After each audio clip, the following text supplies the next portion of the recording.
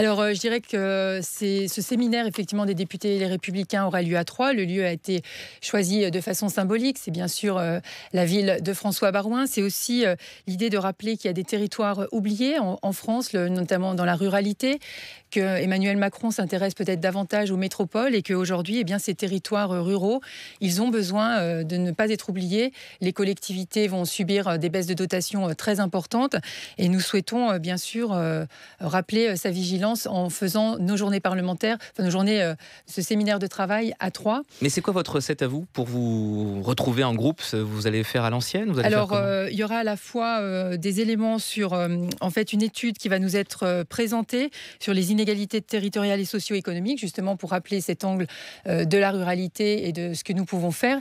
Et nous souhaitons repartir du terrain puisque nous avons décidé, donc avec Christian Jacob, de repartir dans chaque région, de repartir du terrain pour reconquérir bien sûr ce que nous avons perdu. C'est la caravane de la droite qui repart. Oui, c'est ça, en nous inspirant du terrain, en s'ancrant à nouveau et en faisant des propositions. Territoire oublié, vous insistez beaucoup sur ce mot, c'est le mot-clé pour demain.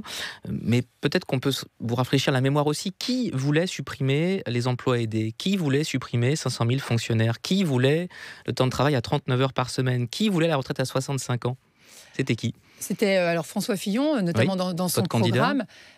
Sur les emplois aidés, moi, ce que je regrette, bien sûr, c'est la méthode et la brutalité de l'annonce qui a été faite mi-août, notamment dans certains secteurs. Je pense, par exemple, aux personnes qui aident les directeurs dans les écoles et qui vont se retrouver en difficulté. Vous n'avez pas un grand écart dans le discours à 9 mois d'intervalle? Non. Moi, ce que je constate, effectivement, c'est que ces emplois aidés, et ça, moi, je continue à défendre cette ligne, c'est-à-dire que pour moi, ce ne sont pas une solution pour réduire le chômage.